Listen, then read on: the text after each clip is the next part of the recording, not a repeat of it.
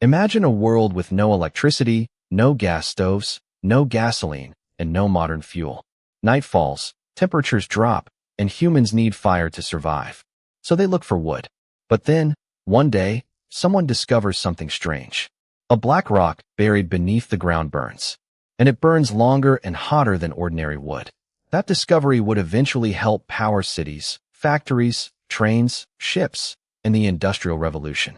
But how did humans discover coal? And what about charcoal? The story begins thousands of years before modern civilization. Long before humans understood chemistry or geology, fire was one of the most important technologies on Earth. Early humans learned that dry wood could burn and provide warmth, light, protection, and a way to cook food.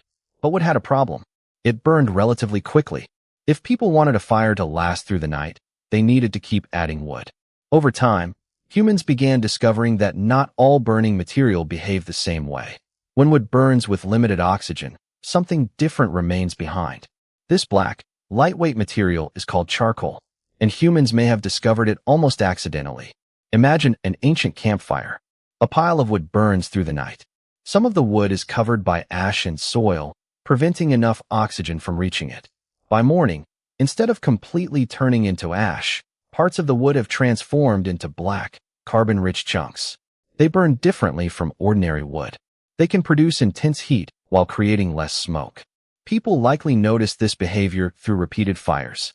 And once humans realized they could deliberately make charcoal, they had discovered a powerful new fuel. Charcoal became especially important when humans began working with metals. Early metalworkers needed extremely high temperatures to melt and shape certain metals. Ordinary wood could provide heat, but charcoal was much better suited for intense, controlled fires. So humans began producing charcoal intentionally.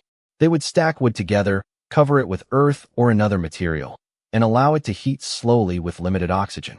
Instead of completely burning away, much of the wood transformed into charcoal.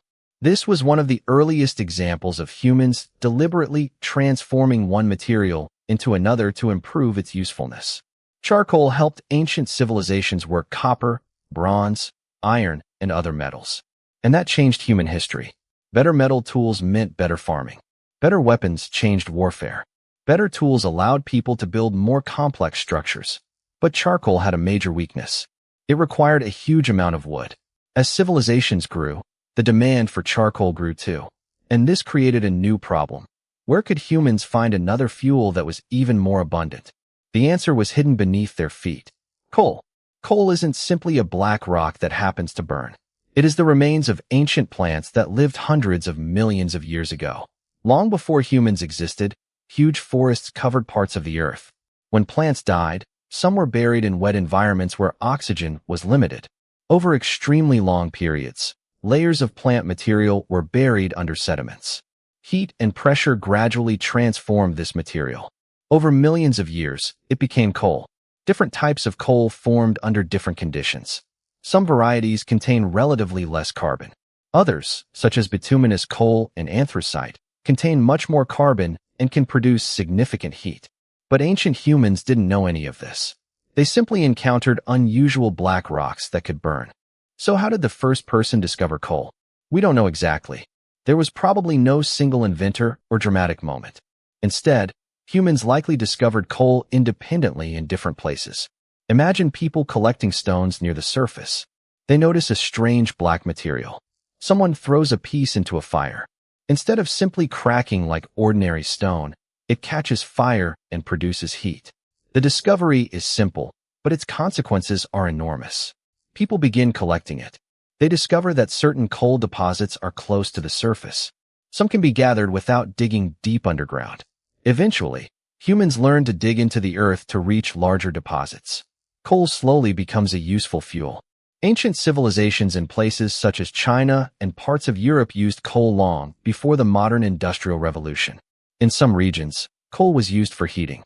In others, it was used in metalworking. There is even evidence that ancient Chinese communities used coal as a fuel and made use of coal-derived materials. But for centuries, coal remained just one fuel among many. Wood and charcoal were still extremely important. Then population increased. Cities expanded. Forests were cut down. Industries needed more fuel. And suddenly, coal became much more valuable. Coal could be extracted from underground seams and transported to growing towns. But coal had another problem.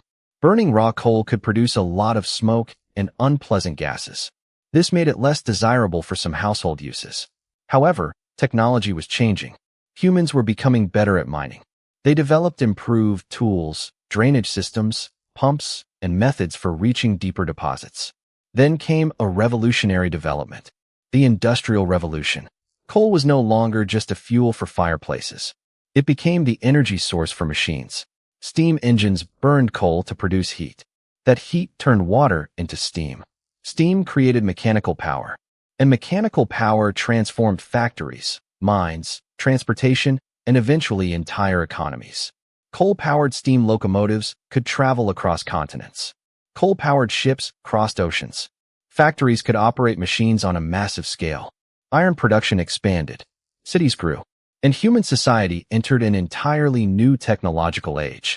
But there is an interesting connection between coal and charcoal.